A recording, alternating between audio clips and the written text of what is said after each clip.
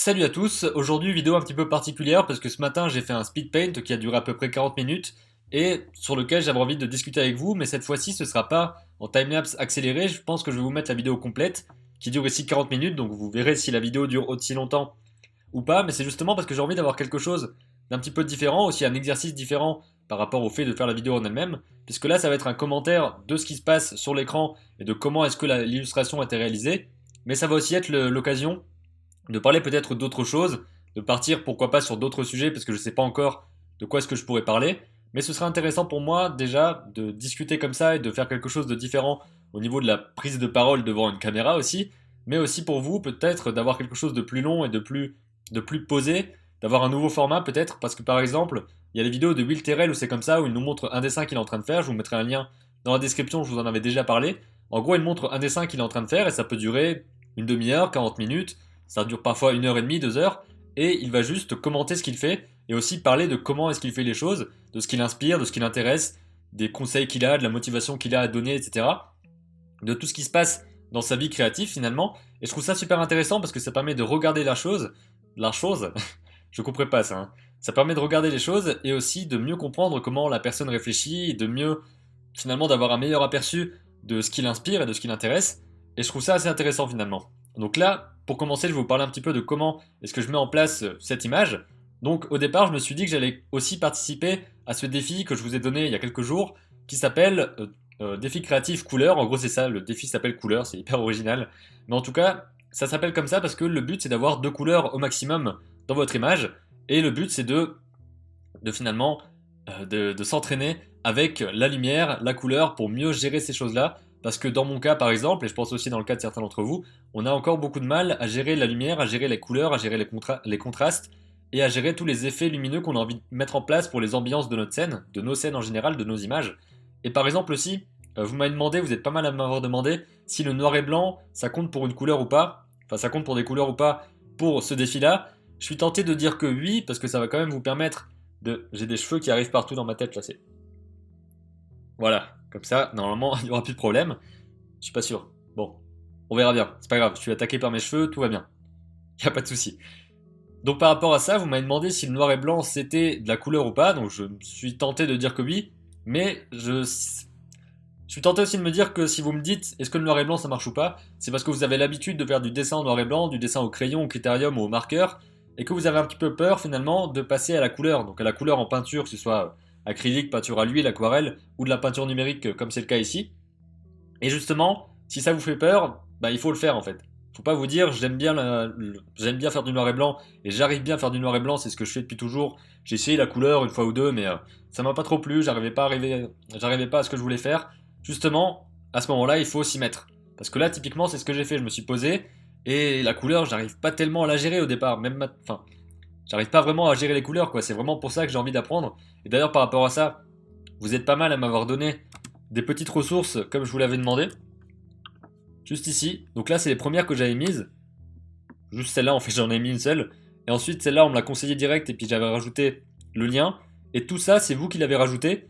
Donc le lien, je le remets dans la description de cette vidéo ici. Ça vous permettra vraiment d'ajouter toutes vos ressources et qu'on partage tous tout ce qui nous intéresse par rapport aux vidéos, aux tutoriels, aux livres qui peuvent être intéressants pour apprendre tout simplement à utiliser la couleur et la lumière, parce que ce sont des choses hyper fondamentales à connaître, et c'est pas aussi simple que ça, c'est même pas simple du tout, c'est comme tout ce qui est la forme, comment mettre les choses, la bonne composition, etc.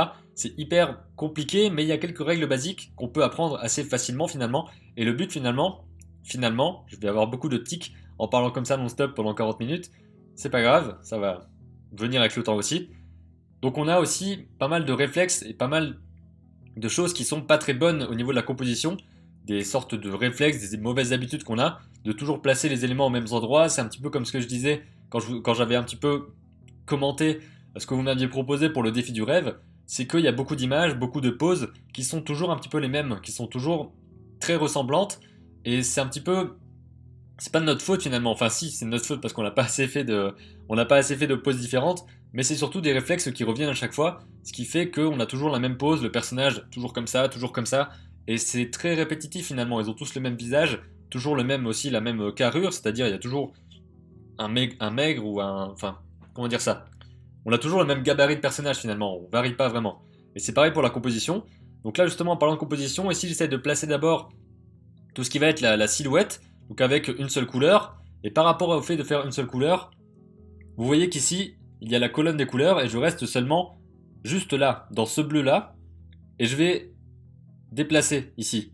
Je vais déplacer mon curseur lorsque je voudrais avoir une autre couleur, et ça me permettra d'avoir une teinte différente, une saturation différente, sans changer la couleur elle-même. Ce qui me permet vraiment d'avoir une couleur et pas deux. C'est vraiment tout le principe du défi, et de savoir aussi comment est-ce qu'on s'organise. Il y a aussi une autre contrainte que je me suis donnée, c'est de ne pas zoomer ou dézoomer sur mon image, parce que d'habitude on est peut-être tenté, même en dessin, comment dire, en dessin manuel, quoi, en dessin physique, on est souvent tenté d'aller très près directement, de commencer par un petit détail, et finalement lorsqu'on revient en arrière, ben ça ressemble à rien parce qu'on a plein de petits détails. Le truc typique c'est par exemple avec un visage. Si on sait très bien dessiner un nez, très bien dessiner une oreille, les yeux, etc., on les dessine très bien un par un, et ensuite lorsqu'on regarde en arrière, bah finalement le visage il est complètement déformé, il ressemble à rien, parce qu'on n'a pas connaissance des proportions et de comment mettre les choses aux bons endroits. Donc ce qui va être le plus important, c'est de toujours prendre du recul, de toujours voir à quoi ressemble votre image de loin, et d'aller du, comment dire, pas du superflu, mais du gros au petit. J'ai vraiment pas assez de vocabulaire, mais je vois pas trop comment dire ça autrement, quoi. On va vraiment du large au tout fin. Donc du, vous avez compris ce que je voulais dire. Donc là, c'est exactement ce que je fais. Je place petit à petit des teintes de plus en plus foncées pour placer quelques ombres, pour pouvoir déterminer un petit peu des volumes. Ça reste très très mou, même dans l'image finale, c'est pas très ciselé. C'est-à-dire que le toit est un petit peu comme ça. C'est aussi dû à la brosse que j'utilise, parce que j'ai pris la brosse la plus simple possible. C'est quelque chose aussi que je dois travailler, c'est de prendre des brosses peut-être pas forcément plus compliquées, mais de mieux travailler par rapport à l'opacité de la brosse, par rapport à la dureté de la brosse, au côté lisse, au côté rugueux, peut-être pas rugueux, mais au côté incisif. Donc c'est tout ça aussi qui est à travailler, et c'est en faisant ce genre de petits exercices que ça permet de débloquer tout ça. Et justement, par rapport à ce genre de petits exercices, le but c'est pas de passer 5 heures, 10 heures ou 20 heures sur une seule image, parce qu'à ce moment-là, ça va être un peu compliqué, et le truc c'est qu'on va pas progresser finalement aussi vite que le reste. Parce que si on fait plein de petits exercices, je pense que ça peut être plus intéressant plutôt que de passer une semaine sur une seule image et se rendre compte à la fin de tout ce qu'on a fait comme erreur. Si on fait plein de petites images qui durent 1 heure, voire 2 heures, ça nous permet vraiment de compiler toutes les erreurs d'un coup et bah, de mieux affiner ce qu'on fait. Parce que le but ici, c'est pas de faire des chefs-d'œuvre, c'est d'avoir des exercices, d'avoir des choses qui nous permettent de progresser et d'apprendre des choses directement et le plus rapidement possible. Je dis pas que c'est rapide, mais c'est juste que le mieux c'est de prendre les raccourcis possibles en fait, de pas passer 1 an sur ce qu'on pourrait apprendre en 5 mois en faisant les choses correctement. Donc là typiquement c'est ce que j'essaye de faire, et si vous avez des conseils aussi n'hésitez pas à me les donner. Donc je place mes petits éléments, tant qu'il n'y a pas d'autres éléments je vais vous parler un petit peu d'autres choses j'imagine. Donc pour ce défi vous m'aviez dit, est-ce que le noir et blanc ça compte? Oui, mais faites de la couleur. Parce que pour le coup, si vous faites une scène rouge et bleu, vous en apprendrez beaucoup plus sur la lumière et la couleur, je pense, qu'en faisant juste du noir et blanc classique comme vous avez l'habitude au crayon. C'est ce dont j'ai l'impression en tout cas. Une autre contrainte que je me suis donnée, donc, c'était de ne pas zoomer ou de dézoomer dans l'image. Et je me suis aussi dit que j'allais pas effacer les choses. Donc c'est comme si j'avais un seul canevas, quoi, une seule toile, sur laquelle j'allais dessiner. Et si je rate quelque chose, ou entre guillemets si j'ai une couleur qui n'est pas la bonne, je dois pas utiliser la pipette ou revenir en arrière avec un simple CTRL Z. Je crois que j'ai réussi à pas le faire du tout dans l'image d'ailleurs. Donc ça veut dire que je dois à chaque fois repérer la couleur une nouvelle fois dans ce qui se trouve ici. Je dois repérer la couleur à nouveau, donc ça permet aussi d'affûter un petit peu son œil. Évidemment, c'est les premières étapes, parce que là mon œil n'est pas du tout affûté finalement, parce que c'est pas très bon au niveau des couleurs parfois, et la lumière surtout a un peu de mal. Vous verrez plus tard que la lumière va arriver par la gauche ici, il y aura quelque chose qui va diffuser sa lumière sur la gauche, mais j'ai encore un peu de mal à visualiser le volume. Ce qui va être très important, c'est de visualiser les volumes, donc de voir vraiment votre cube ou alors vos cônes, etc. Et de savoir comment la lumière va se refléter sur tout ça. Donc pour ça, pareil, c'est de l'observation. Je ne l'ai pas précisé, mais là, il n'y a pas du tout de référence. Donc c'est purement d'imagination. C'est pas forcément la meilleure des choses à faire. Je ferai certainement une vidéo spéciale sur les références, mais en tout cas, il faut vraiment avoir une référence, surtout pour ce genre de choses techniques. Quand on parle de référence, c'est différent de parler des inspirations. Parce qu'en gros, les inspirations, ça va être ce qui vous permet d'avoir les idées, d'avoir les concepts. On va dire que si vous travaillez sur un avion, par exemple, vous allez faire un avion, vos inspirations, ce seront quel type d'avion est-ce que vous voulez faire, mais Ça peut aussi être, si vous avez un avion et qui doit ressembler à un tel type d'oiseau, par exemple un avion qui doit ressembler à un aigle, vos aigles, ça va être des inspirations, parce que ça va être quelque chose, vous allez mixer plein d'inspirations ensemble pour arriver au concept final de ce que vous voulez faire, et ensuite vos références, ça va être vraiment des détails, peut-être la structure ou l'ossature d'un aigle pour savoir comment est-ce que c'est foutu, ou alors plein d'avions différents, des détails sur les avions pour savoir comment la porte d'un avion est faite, comment le fuselage, je crois que c'est ça le nom, comment le fuselage d'un avion est construit, et comment est-ce que tout ça est mis ensemble, comment est-ce que vous pouvez rendre ça crédible dans votre univers. Donc là, à ce moment-là, ce seront plus des inspirations, ce seront des références qui vous permettent vraiment d'avoir un gabarit, finalement un modèle, qui vous permet d'avoir un modèle en détail, et que vous allez pouvoir utiliser et dessiner, mais c'est pas reproduire finalement. C'est pas reproduire ça, c'est vraiment avoir une base de travail et de prendre tout ce que vous pouvez pour mixer tout ça et faire une image qui soit satisfaisante par rapport à ce que vous voulez faire et par rapport à ce qui doit être fait finalement dans votre image. Donc c'est vraiment ça la différence entre inspiration et référence. Et pour le coup ici, j'aurais dû observer un petit peu, peut-être sortir déjà, parce que l'idée de départ vient de mon voyage en train pour rentrer chez moi ici.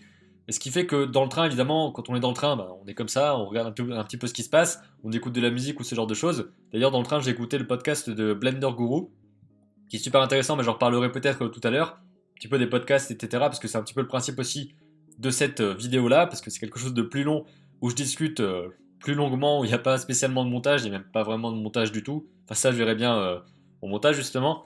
Et donc, j'étais dans le train, et j'ai vu quelques scènes, donc évidemment, on voit les quais passer, etc. On voit vraiment tout ce qui se passe, on voit toutes les villes, les zones plus ou moins habitées, etc. Et je me suis dit que j'aimerais bien faire quelque chose comme ça, parce qu'à un moment donné, je suis arrivé à un endroit où c'était à une gare, je sais plus quelle gare, mais c'est pas important, une petite gare où il y avait seulement un grand lampadaire qui éclairait tout. Et au départ, je comptais mettre un lampadaire ici qui allait tout éclairer finalement, qui allait éclairer toute la scène. Et il y aurait une seule source de lumière, et ce serait de là que serait partie la deuxième source de lumière, c'est-à-dire outre le ciel, parce que là, tout le bleu, c'est le ciel en gros, la source lumineuse. Et il y aurait aussi eu la source lumineuse du lampadaire qui aurait fait quelque chose de jaune orangé, donc qui se serait situé dans cette zone-là de la plage de couleurs. Finalement, c'est pas ce qui a été fait, vous verrez ensuite ce qui a été fait dans l'image, parce que ce sera quelque chose qui n'a pas la couleur que je viens de dire, c'est une couleur beaucoup plus verte, beaucoup plus luisante et bizarre. On- bah, je m'attendais pas à bugger dans une vidéo comme ça, mais c'est pas grave. Voilà. C'est trop bizarre de parler tout seul devant son ordi, mais c'est un exercice, donc il faut le faire. Ensuite, je continue à placer mes teintes de bleu différentes, etc. Là, il se passe plus grand chose, donc je vous laisse regarder ça et je vais vous parler un petit peu justement des podcasts, parce que ce que j'aime bien faire en ce moment, surtout aussi parce que j'ai des problèmes d'internet un petit peu partout où je suis, donc ça m'aide pas vraiment à voir les vidéos que je veux au moment où je veux, ce qui fait que je dois faire des stocks finalement de vidéos. Je vais télécharger les vidéos qui m'intéressent, souvent des vidéos assez longues, qui parlent de montage, qui parlent de 3D, qui parlent d'illustration, aussi des trucs un petit peu plus légers, on va dire, qui ne parlent pas forcément de ces choses-là, mais qui permettent aussi de s'inspirer et puis de se détendre, hein, tout simplement, d'avoir des vidéos peut-être plus divertissantes et moins pour apprendre des choses. Et en tout cas, par rapport au podcast, je connaissais déjà Blender Guru depuis pas mal de temps. En gros, vous le connaissez peut-être, il s'appelle Andrew Price, et j'en ai parlé dans la vidéo sur le défi d'ailleurs. Et il parle de plein de choses par rapport à Blender en particulier, mais aussi sur tout ce qui touche au côté devenir freelance en français on va dire, et d'avoir ce genre de choses, quoi, d'avoir des travaux en 3D, en 2D. Donc il interviewe aussi des illustrateurs, il interviewe des animateurs, des gens qui utilisent la lumière, des gens qui vivent avec Blender, donc en faisant de la 3D spécialement. Et ça permet d'avoir beaucoup de conseils qui sont assez efficaces et assez aussi motivants. Et justement, il y a plein de podcasts, je crois qu'il y en a peut-être une centaine, quelque chose comme ça, disponible sur son site, au moins 75 j'imagine.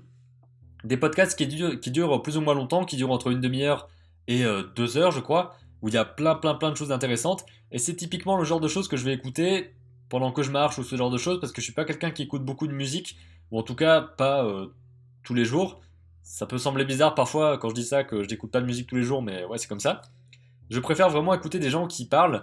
Donc, soit une personne qui va expliquer des choses, soit deux personnes qui vont échanger. Par exemple, le podcast de Tim Ferriss aussi, qui est vachement motivant et vachement inspirant, parce qu'il reçoit beaucoup de monde qui explique plein de choses, des anecdotes de ouf par rapport à ce qui leur est arrivé. Et ce sont des gens qui ont vraiment réussi à atteindre, pas le succès, mais un succès, enfin, leur idée du succès.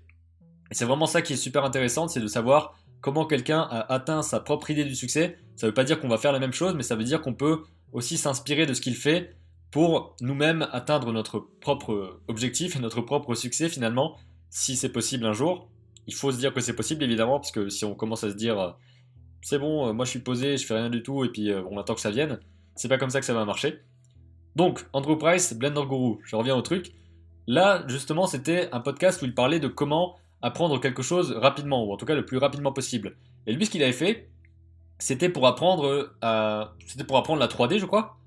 Oui, ça devait être ça, où en gros, il avait dit à son cousin qu'il allait lui donner 1000 $ s'il n'arrivait pas à avoir 2000 mentions j'aime sur son compte, je sais plus c'était quel site, CG Society ou quelque chose comme ça, enfin un site de 3D, et il fallait qu'il ait dans l'année à venir au moins 2000 personnes qui disent être intéressées par ce qu'il fait, donc que son travail vaut le coup, et à ce moment-là, il savait pas comment faire les choses, il savait pas comment est-ce qu'il allait mettre tout ça en place, mais c'est avoir des conséquences, c'est avoir quelque chose à perdre finalement, qui l'a motivé assez pour travailler tous les jours, pour ensuite arriver à ce qu'il voulait. Et il dit justement que c'est quelque chose, il a dû choper dans un livre, je pense, parce qu'il conseille régulièrement des livres qui sont assez intéressants aussi, donc je pense que je vais en lire certains et vous en parler aussi à un moment donné. Donc il conseille vraiment de mettre une conséquence sur les choses. Si on veut réussir juste comme ça et qu'on a finalement rien à perdre, qu'on a envie d'apprendre à dessiner, apprendre à faire de la musique ou quoi que ce soit, hein, là je reste un petit peu dans les choses artistiques, mais ça peut être dans plein de domaines différents.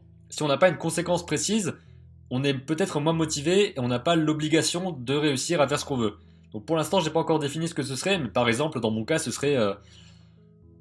Ce que je pourrais dire, je sais pas, mais si j'arrive pas à faire tel truc avant la fin de l'année, à avoir tel niveau en création d'images, je donne mon ordi. Enfin, je sais pas, il y a quelque chose comme ça, quoi. Quelque chose où il faut vraiment se dire que ça nous embête vraiment, quoi, que si ça arrive. On n'a vraiment pas envie de faire ce truc-là. Il faut pas se dire, ouais, si j'arrive pas à le faire, bon, ben, je donne ça. Voilà, on donne n'importe quel bouquin qu'on a ou un truc comme ça. Il faut vraiment que ce soit quelque chose qui nous touche profondément et où on se dise, je veux absolument pas perdre ça, donc il faut absolument que je réussisse ce que je veux réussir, parce que sinon, ça va être la merde, plus ou moins. Donc c'était vraiment ça son objectif, et c'est vraiment super motivant d'entendre des choses comme ça, et c'est justement ça en fait, de rester tout le temps dans le bain, d'être tout le temps immergé par tout ça, immergé par des gens qui nous inspirent, des gens qui expliquent comment ils font les choses, des gens qui parlent de leurs succès, de leurs échecs, qui permettent vraiment aussi comment dire, de relativiser tout ça, et de voir à quel point c'est possible, parce que toutes ces personnes-là, bah, ce sont des personnes justement, et elles ont peut-être plus de chance que nous parfois dans certains domaines, mais c'est pas ça l'important. L'important c'est que ce qu'elles font, c'est possible. Donc ça veut dire qu'on peut le faire aussi nous, parce que c'est possible quoi. Ça fait un peu le truc con du gourou du business ou j'en sais rien qui dit genre c'est possible et tout, il suffit de le vouloir. C'est pas ça l'idée, c'est juste de se rendre compte que tout ce qui est fait par ces personnes-là, même des choses incroyables, bah, ça a été fait par des personnes qui avaient aussi le même temps que nous, qui avaient 24 heures dans leur journée, qui avaient, j'allais dire deux bras de jambes, mais non, même pas, parce qu'il y en a, ils ont pas deux bras de jambes, et pourtant ils arrivent à faire ce qu'ils veulent. Donc, enfin voilà, c'est toute une sorte d'état d'esprit à mettre en place, que j'essaie de mettre en place depuis maintenant pas mal de temps et que j'essaie de partager dans le côté vraiment motivationnel de mes vidéos et du partage quoi, de ce que j'essaie de montrer. Donc là, typiquement, pour ce que je vais faire, l'idée ça va être d'apprendre à faire de la peinture numérique davantage, à faire aussi du dessin de la meilleure façon possible, enfin ou en tout cas de m'améliorer beaucoup dans le dessin. Il y a encore beaucoup de livres que j'ai lus chez moi mais que j'ai pas encore vraiment mis en place, comme par exemple Morpho, dont je vous avais parlé dans la vidéo sur les cadeaux de Noël. Vous avez conseillé plein de livres, la plupart je les ai lus, il y en a beaucoup que j'ai pas encore appliqué correctement.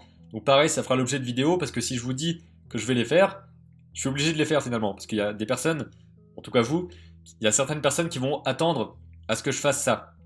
Et donc il y a des personnes qui s'attendent à ce que vous fassiez quelque chose, des personnes qui s'attendent. Si vous dites à quelqu'un, je vais faire un dessin par jour et je vais te le montrer tous les jours. Tous les soirs, tu verras un dessin. Donc voilà, je vais faire un dessin, je vais te le montrer tous les soirs à 18 h, qui est censé aller sur ma page, où je t'envoie un SMS, et tu vois mon dessin du jour.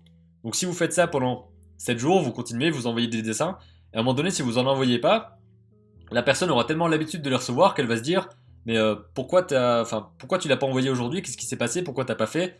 T'as glandé quelque part ou qu'est-ce qui s'est passé? Elle va pas se plaindre, elle va pas vous, comment dire, elle va pas vous engueuler parce que vous l'avez pas fait. Mais juste une petite remarque, ça va vous faire rappeler que c'est quand même mon objectif et ben je le laisse un peu tomber quoi. Donc avoir quelqu'un comme ça qui va venir, qui va finalement vous soutenir parce qu'il faut avoir quelqu'un à côté de vous qui vous dit quand vous le faites pas en fait. C'est typiquement le truc de faire du sport par exemple. Si on fait du sport à deux, ça je l'ai encore jamais fait, mais si on se dit à deux qu'on va faire du sport, bah, il faut forcément que les deux soient là et s'il y en a un qui doit dire à l'autre qu'il est pas là, bah, l'autre va pas forcément se moquer de lui. En gros, ça va être ouais, mais tu me laisses tomber ou des trucs comme ça, on avait dit qu'on le faisait, etc. Donc c'est vraiment avoir une conséquence, ne pas se dire, ne pas pouvoir, ne pas faire la chose et s'en sortir tranquillement en fait. Ne pas se dire, bon ok, j'ai pas dessiné pendant 3 semaines, mais bah c'est pas grave, tout le monde s'en fout. Non, justement, il faut qu'il y ait des gens qui soient assez investis aussi pour vous dire, oh là tu merdes quoi là, t'es pas en train de dessiner et c'est pas ça qu'on avait dit quoi. Tout ça pour vous dire que bon là, je vais revenir un petit peu sur cette image.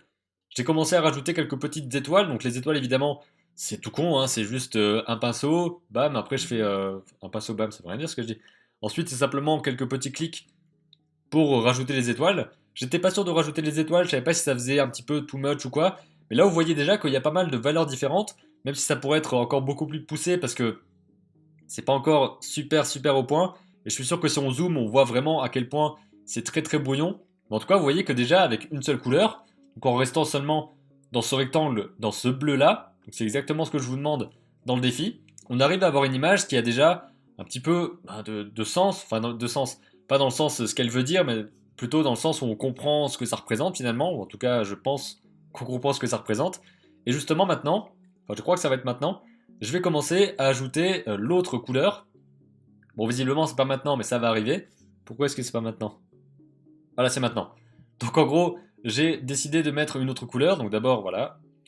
Je vais enregistrer parce que c'est toujours super important d'enregistrer. Donc, vous voyez à quel point tout est très organisé dans ce que je fais, ou en tout cas, j'essaye parce que je commence vraiment à avoir aussi beaucoup de fichiers. Typiquement aussi dans les vidéos que je fais, souvent il y a pas mal de vidéos qui font pas mal de gigaoctets en poids, donc c'est assez lourd, ce qui fait que je peux pas tout garder. Je mets un maximum de choses dans mon disque dur externe, mais je peux pas tout garder comme ça.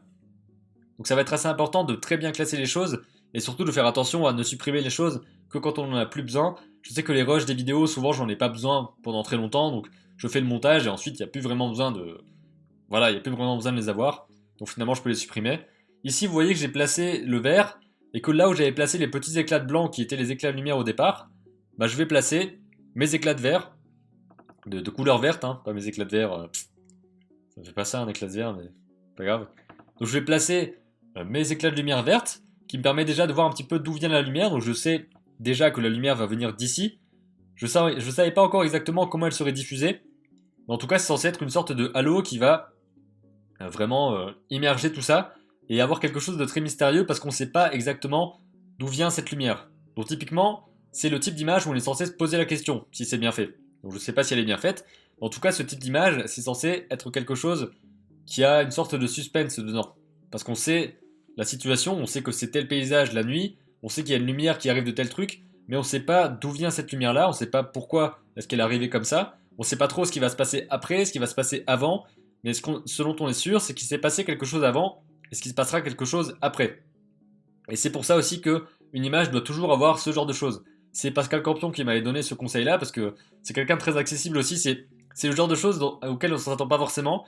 Mais souvent, quand on voit quelqu'un sur internet qui fait quelque chose qui nous inspire, on peut la plupart du temps, en tout cas, on peut tout le temps, après, est-ce que la personne répond pas, c'est différent, mais on peut tout le temps envoyer un message pour dire que ça nous a inspiré, pour dire que ça nous a aidé, pour demander pourquoi pas un conseil en demandant une question très simple et très précise pour avoir un conseil sur comment faire telle ou telle chose ou quel est le meilleur conseil pour faire du dessin ou ce genre de choses.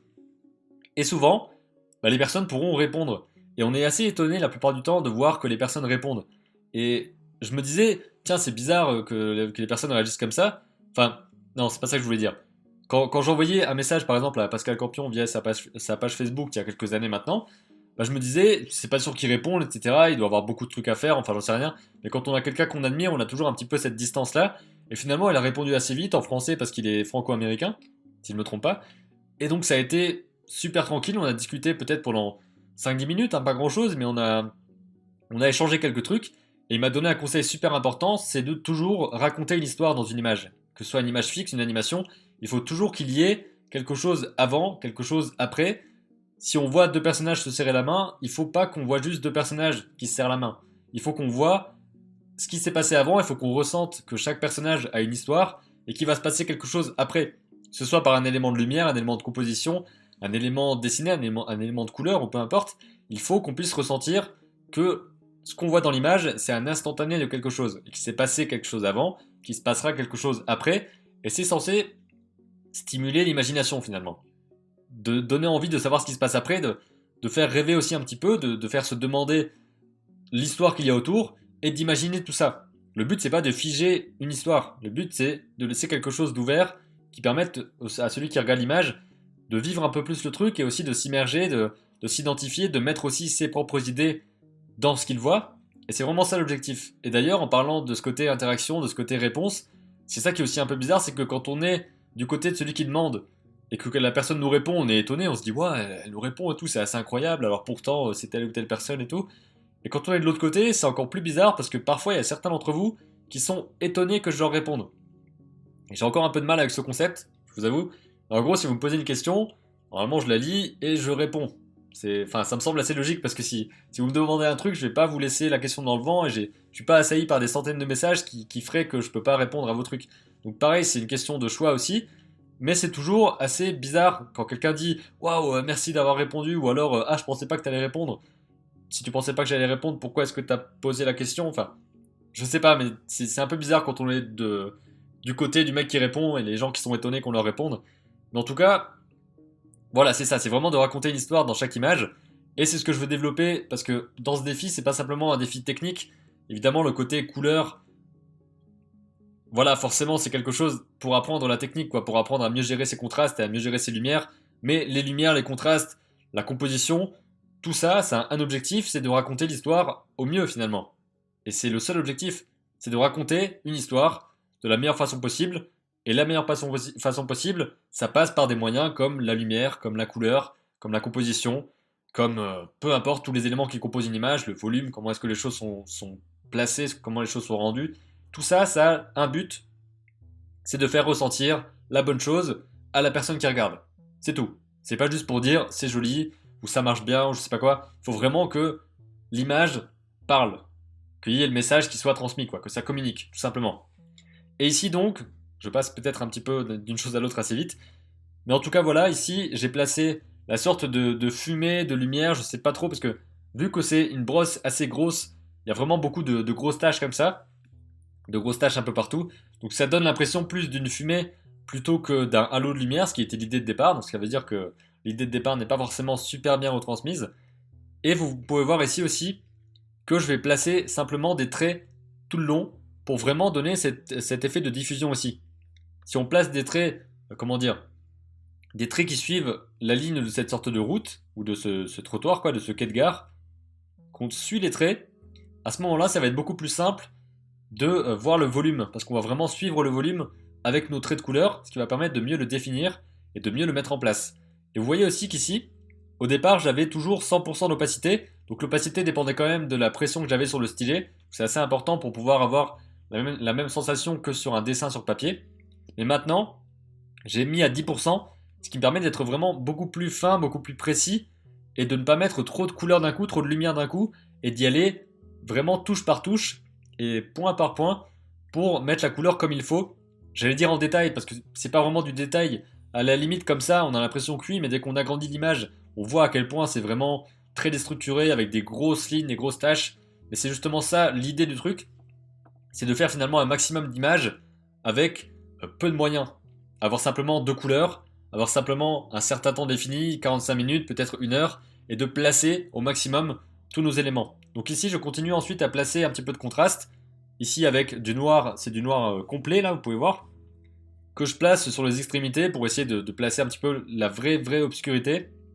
Même si le noir complet n'est pas censé vraiment... Je pense pas que ça existe réellement comme ça à l'endroit où je le mettrai.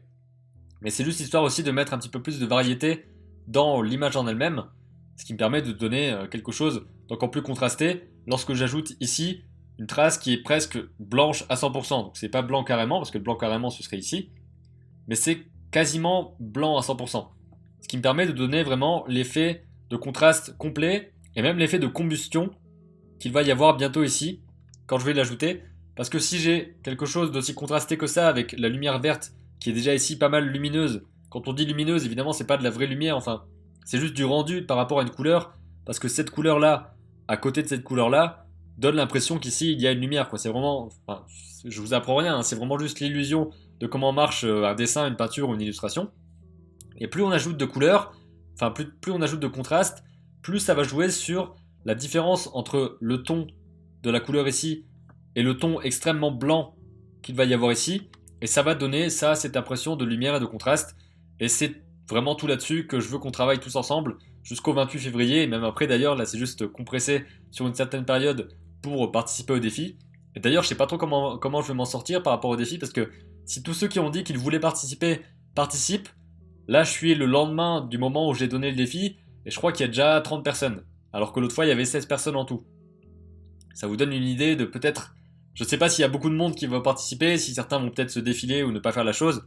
Je dis ça aussi un petit peu pour vous donner envie de vraiment le faire parce que si je vous dis ouais de toute façon la plupart vous allez pas remplir l'objectif et puis vous allez vous planter ou vous aurez pas assez envie de le faire, peut-être que certains d'entre vous ça va les titiller assez pour vous dire non en fait moi j'ai vraiment envie d'y aller et puis j'ai vraiment envie de faire ça donc il faut vraiment que je me bouge. C'est une technique petite technique de chasseur on va dire, enfin vraiment pour vous motiver à faire la chose.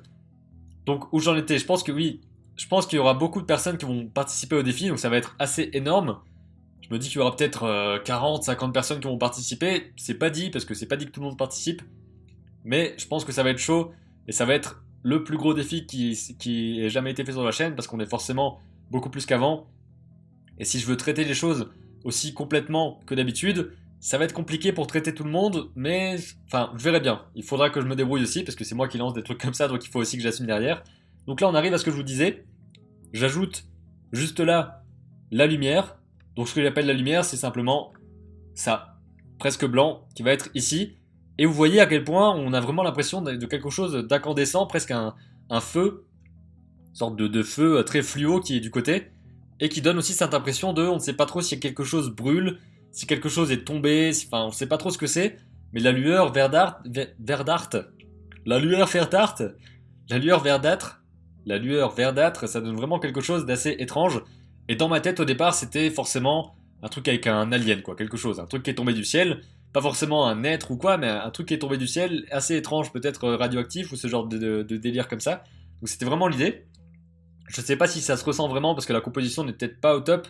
Je pense que le point de vue est aussi un petit peu trop simple, on va dire. Enfin, la maison et l'arbre, ils sont vraiment de face. C'est vraiment très basique.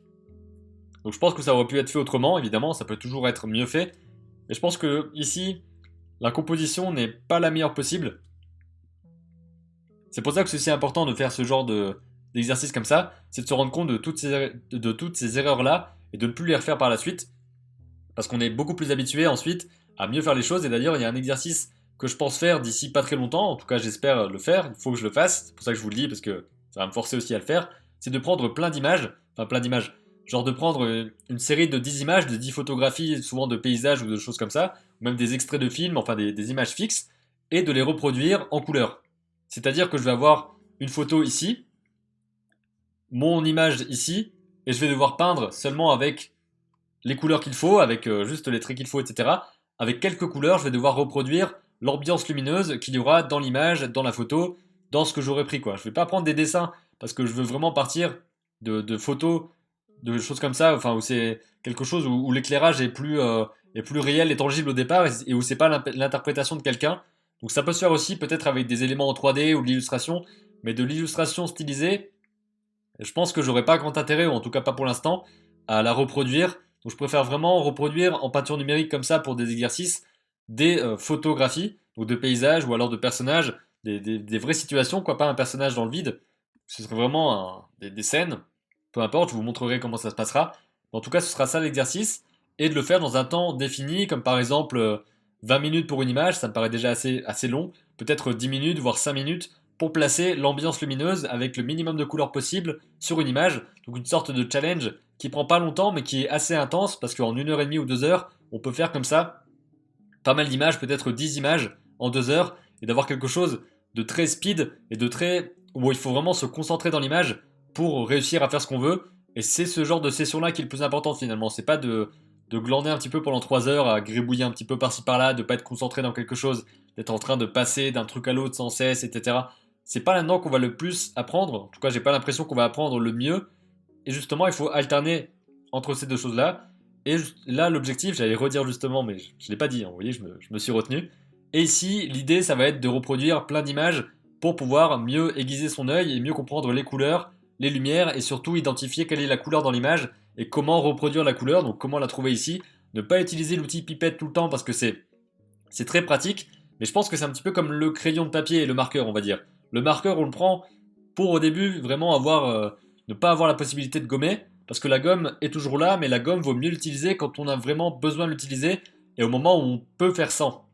Enfin, je sais pas si j'ai été très clair là. En gros, si je sais faire une image comme ça sans utiliser la pipette et seulement en utilisant l'œil et l'observation pour faire avec une seule couleur qui se trouve ici, ensuite, lorsque j'aurai la possibilité vraiment d'utiliser la pipette, d'utiliser la gomme, de faire beaucoup d'autres choses qui vont ajouter beaucoup plus de possibilités avec d'autres outils, j'aurai encore plus de variété de choses. Alors que si je commence à me restreindre au début à des exercices assez stricts finalement, stricts dans les conditions dans lesquelles je les fais, si je me restreins au début, ça me permet ensuite d'avoir, enfin si le résultat me satisfait quand j'ai pas de gomme, pas de pipette, que je zoome pas dans l'image et que je fais que de l'observation, à ce moment-là, si j'ai les autres outils après, je pense que je me perds dans l'explication. On peut tromper une fois. Je sais qu'il y a au moins une personne qui va rigoler à ça si elle est arrivée jusqu'ici. Donc voilà.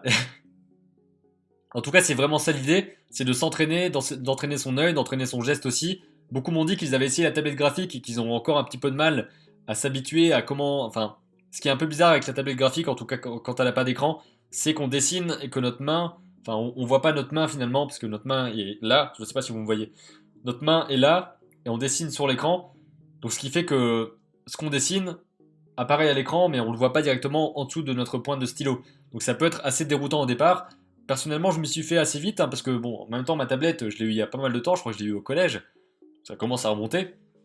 Mais en tout cas, j'ai commencé au début à avoir un petit peu de mal, et ensuite, c'est surtout une question d'habitude de dessin aussi, parce que si on ne sait pas dessiner sur papier, il y a peu de chances qu'on sache dessiner très bien sur ordinateur avec une tablette. C'est juste un outil pour transférer ses compétences de l'un à l'autre et pouvoir travailler sur les deux. Mais évidemment, l'objectif, c'est vraiment de savoir dessiner globalement, quoi, de savoir dessiner, que ce soit sur papier, de savoir peindre, enfin, plein de choses différentes qui permettent d'avoir assez de compétences techniques, de compétences visuelles, de compétences d'observation, de compétences au niveau du geste, de plein de choses qui permettent ensuite de mettre les choses correctement, qu'on utilise du papier, un ordi, quoi que ce soit, que ça marche toujours finalement. C'est que des outils. Faut vraiment se rappeler de ça, c'est comme les logiciels, etc. Ça reste des outils. Il y en a qui sont plus simples que d'autres, il y en a qui sont plus performants que d'autres, mais l'important c'est de comment on va utiliser tout ça et quelles compétences on va développer avec ça. D'ailleurs, par rapport à ça, juste avant de finir, je vous montre. À chaque fois, je me fais avoir parce que je suis là. Je vous montre ce qui se passe juste là. Donc, c'est quelque chose que je suis en train de reprendre en ce moment, qui s'appelle Coursera. Donc, Coursera, c'est un cours en ligne. En gros, vous avez plein de cours sur plein de choses différentes, que ce soit la programmation, la robotique, des mathématiques, des langues. Il y a vraiment plein de choses. Et là, ça faisait quelques temps que j'avais un petit peu abandonné un cours, et là, je le reprends depuis le début pour pouvoir vraiment me remettre dedans et être plus. Comment on dit ça, plus assidu dans ce cours en particulier. Et ce cours-là, il s'appelle Apprendre à apprendre. Donc c'est censé durer 4 semaines, mais en tout cas, c'est compressé dans plein de cours vidéo, donc ce qui nous permet de regarder plus ou moins rapidement. Et c'est censé nous apprendre à apprendre plein de trucs. Donc c'est-à-dire apprendre comment est-ce qu'on peut mieux gérer notre temps, mieux gérer notre productivité, mieux gérer notre concentration ou pas selon les exercices qu'on fait. Donc c'est quelque chose de super intéressant. Je vous mets aussi le lien dans la description si vous voulez aller regarder tout ça. Ce sont des cours gratuits évidemment. Enfin évidemment, c'est pas évident, mais là ce sont des cours gratuits qui vous permettent d'avoir vraiment beaucoup de ressources. Et si vous payez quelque chose, vous allez pouvoir, je crois, décrocher un diplôme reconnu, etc. Donc quelque chose de vraiment officiel, quoi, quelque chose d'important. Personnellement, je prends pas la version payante, je préfère utiliser les tutoriels gratuits, etc. Sauf s'il y a vraiment un cours dont j'aurais besoin un jour, ou je sais pas, un cours dont j'aurais besoin d'avoir vraiment la certification, je prendrai le cours payant. Mais en tout cas, pour l'instant, je me contente des cours gratuits. C'est vraiment quelque chose d'assez incroyable qui est ça à disposition. Donc il y aura le lien dans la description. Et ça vous permet vraiment de voir à quel point tellement de trucs sont possibles et que il faut éviter de rester trop dans les mêmes choses et surtout d'aller chercher toutes les ressources possibles parce qu'il y a vraiment tout. Enfin, tout est disponible. Il suffit d'aller le chercher, de le trouver et de commencer à s'entraîner avec. Parce que si on veut apprendre à devenir un bon artiste, un digital artiste, enfin quelqu'un qui fait de la peinture numérique ou un dessinateur ou un peintre ou un mec qui fait des scénarios ou un mec qui fait du storyboard, il y a vraiment beaucoup de ressources en ligne, gratuites et payantes. Payantes, souvent, ça va un peu plus vite parce que ce sont des choses très condensées, certainement faites par des, enfin, c'est souvent fait par des vrais professionnels qui savent exactement comment vous apprendre les choses. Donc c'est, on va dire que peut-être en 10 heures, vous allez apprendre ce que vous auriez appris en très longtemps avec vous en cherchant les trucs petit à petit. c'est pas bien grave, mais en tout cas, il y a tout qui est disponible partout. Et je vous encourage vraiment à aller chercher tout ce qui est possible et à apprendre tout ce que vous pouvez trouver, tout ce que vous pouvez apprendre. Parce que c'est vraiment, vraiment super cool qu'il y ait tout ça disponible. On arrive au bout de cette vidéo, je pensais pas que j'allais tenir le coup, bon j'ai un petit peu bugué partout. J'espère que ça vous a plu, n'hésitez pas à me dire dans les commentaires si vous avez des conseils ou des remarques par rapport à ce format de vidéo. Est-ce que ça vous plaît d'avoir quelque chose comme ça où je parle non-stop et où vous voyez réellement en temps réel l'illustration qui se fait? C'est la première fois que je fais ça. D'habitude à chaque fois je vous mettais en timelapse, donc il y a peut-être des choses que vous voyez pas trop. Là je vous mets tout en temps réel et ça vous permet de voir précisément comment est-ce que tout ça s'est déroulé. Donc bah voilà, dites-moi un petit peu ce que vous en avez pensé, je verrai si je le referai. C'est assez... Voilà, c'est assez éprouvant à faire parce que là je suis debout devant mon ordi et je parle depuis 40 minutes. Donc c'est pas évident à faire mais c'est un bon exercice pour moi. J'espère que ça peut vous plaire aussi, que ça peut vous éveiller quelque chose et aussi vous donner envie de continuer à dessiner et à faire plein de choses comme ça. Donc j'ai hâte d'avoir vos commentaires pour savoir ce que vous en avez pensé. Je vous dis à très vite pour une nouvelle vidéo. Et d'ici là, comme d'habitude évidemment, créez vos images et racontez vos histoires. Merci d'avoir regardé jusqu'au bout, parce que c'était vraiment long cette fois.